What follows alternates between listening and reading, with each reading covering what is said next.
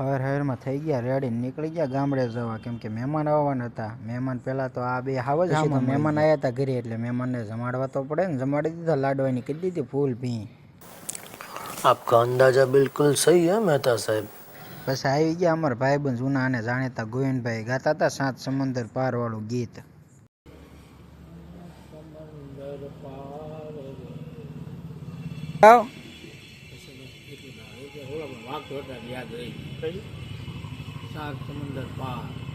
આગળ નહીં આવડતું.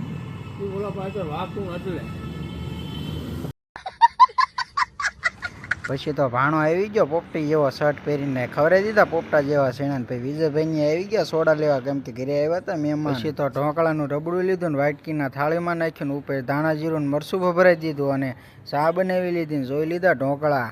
એટલે લે આ તો ગરમ ગરમ લાગે છે. પછી તો રાતે 11 વાગી ગયા ને થઈ ગયું મોડું, અને તમે બધા ફોલો તો કરી લીજો.